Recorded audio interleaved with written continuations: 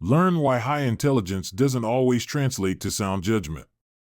David Robson, The Intelligence Trap, Why Smart People Make Dumb Mistakes. Have you ever met a really smart person who nevertheless said really stupid things? Consider scientist Kary Mullis, who was awarded the Nobel Prize in Chemistry. Mullis' achievement places him alongside the likes of Marie Curie, Albert Einstein, and Francis Crick. Yet Mullis was also a devoted believer in astrology and astral travel, and denied that AIDS is caused by the HIV virus.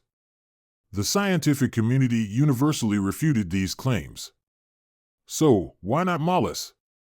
Mullis was likely a victim of the intelligence trap, a paradox in which smart individuals can be more prone to certain cognitive errors than people of more modest intellect.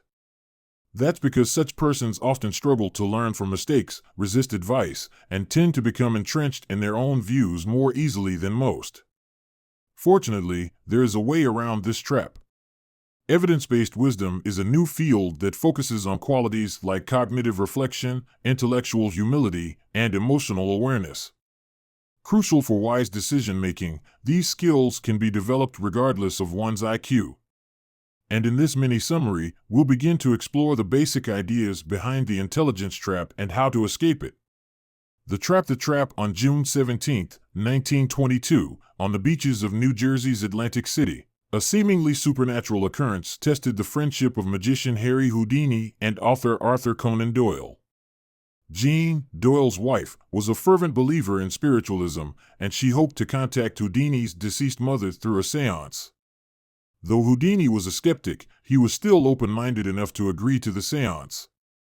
During the session, Doyle was entranced by his wife's seeming possession, the way she furiously beat the table and scribbled across sheets of paper. Houdini, however, was less than impressed and pointed out several inconsistencies. Why had his mother professed to be a Christian when she was actually Jewish? How was his mother able to write in perfect English, even though she'd never learned the language?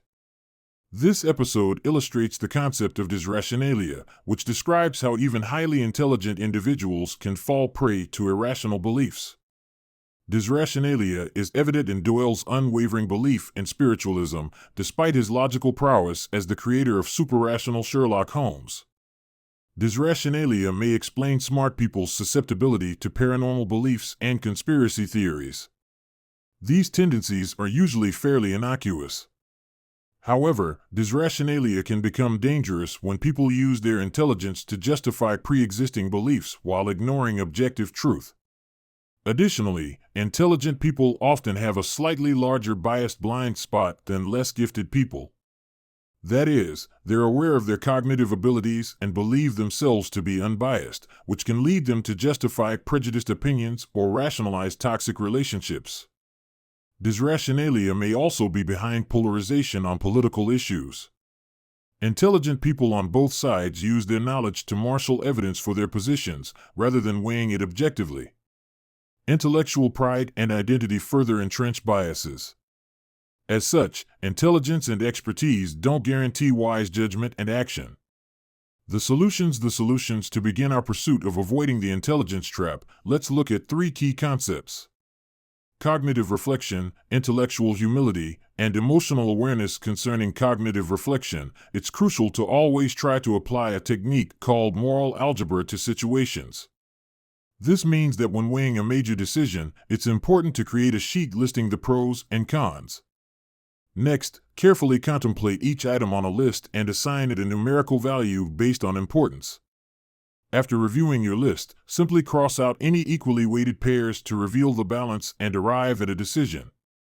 By objectively analyzing the decision from all angles, you can slowly and carefully separate reason from passion.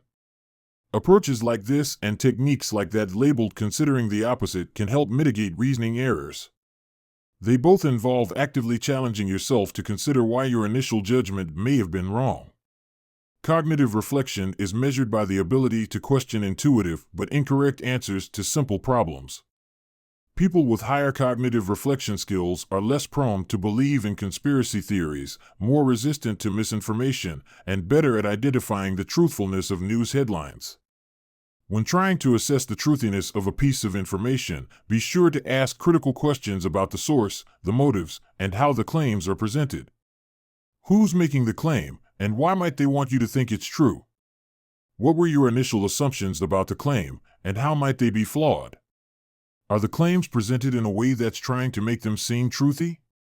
Ultimately, the fight against misinformation is about how we engage with information. Developing critical thinking skills and cognitive reflection is key in a world full of complex and often misleading information. Next, let's look at intellectual humility.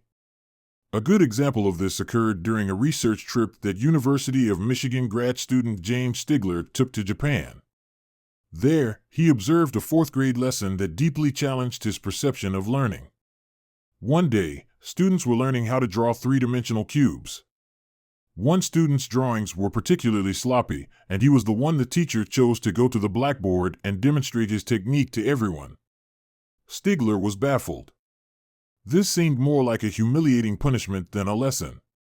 While harsh by Western standards, this approach reflects a different learning philosophy prevalent in East Asian education systems.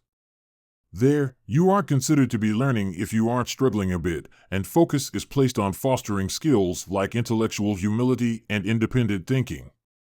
As a result, East Asian students often outperform their Western counterparts in global education assessments. Contrary to common Western beliefs about education, studies show that confusion and struggle are integral to learning. Neuroscientists Robert and Elizabeth Bjork's concept of desirable difficulties support this.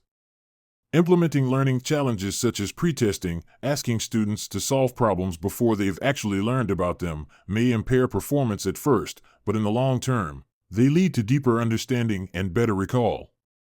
Extending these insights into Western education could transform student learning.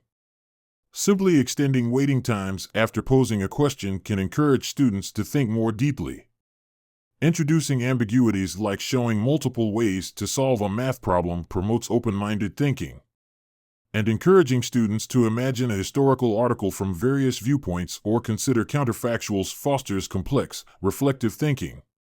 By incorporating these principles, Western education can evolve, cultivating a generation of learners who've beaten the intelligence trap. Finally, let's look at emotional awareness and the importance of collective intelligence in corporate teams.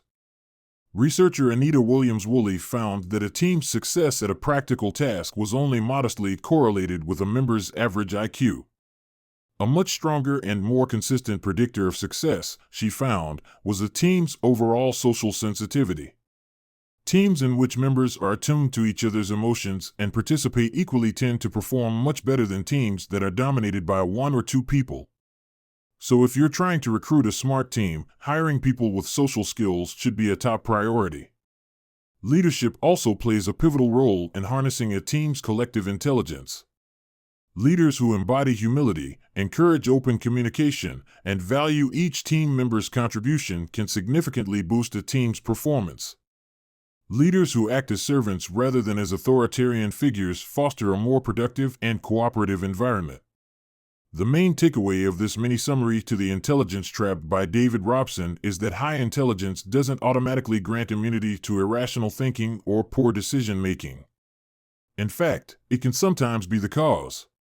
Fortunately, embracing intellectual humility, exploring different perspectives, and recognizing our biases can significantly improve our capacity to reason wisely and make informed decisions.